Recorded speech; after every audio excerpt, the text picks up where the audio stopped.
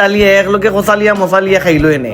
যেহেতু আমাদের ঘরে কেউ নাই, আকবরের সাথ দিরা, আকবরের ফ্যামিলির যারাও আমার এই ভিডিওটা দেখরা, বাড়ির খারে লাস্ট তুমি ইলা সহযোগিতা করছো। অত মজার তরকারি না নিলে ওইবনি হোক কাছাইন, আমাদের কিচেনও হামাইয়া গিয়া কিচ্ছু পাইয়ান না। যে যেটা পাইরা অতাদি ভরতে থাকরা। আমি মেবি একটা দইর বাটি লইলাম আর একটা চকলেটের বুয়াম লইলাম, কিচেনও পলিটলি কিচ্ছু পাইয়ান না। আমি বন্ধু আহমদর বেড তুলা মারলাম, তুলা মারিয়া দেখি বেগে পড়া। যতটার বাদে বন্ধুর বেড তুলা মারার দাবি তো রাখি। রাইট মোটামুটি 4:30 পর্যন্ত আমরা আড্ডা দিছি সবে একলগে। ও যে বুয়ামটা দেখরা, ওটার সাইজটা দেখো কাছাইন, ওটাও কিতা কোনোভাবেও মনে হননি বেগর ভিতরে ঢুকবো। তরকারি নেওয়ার লাগে কি পরিমাণ পাগল হইছন যে অত বড় বুয়াম লইয়া যাওয়া লাগে, চিন্তা করুকা। বুয়ামটা বেগর ভিতরে হারানি লাগে কি পরিমাণ যুদ্ধ করা লাগে, একবার চিন্তা করিয়া দেখুকা এবং আপনারা নিজ চৌকে দেখুকা।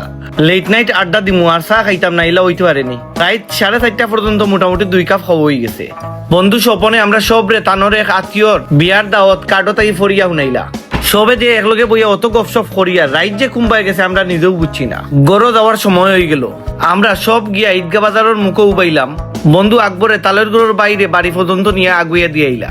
মাঝে মাঝে আসলে ইলা রাইট দরকার, যে রাইটটাও কাটি যায় বন্ধু বান্ধবের লগে। আড্ডা কুশ গল্প খাওয়া দাওয়ার মাধ্যমে রাইটটা হয়ে যায় স্মৃতিময়।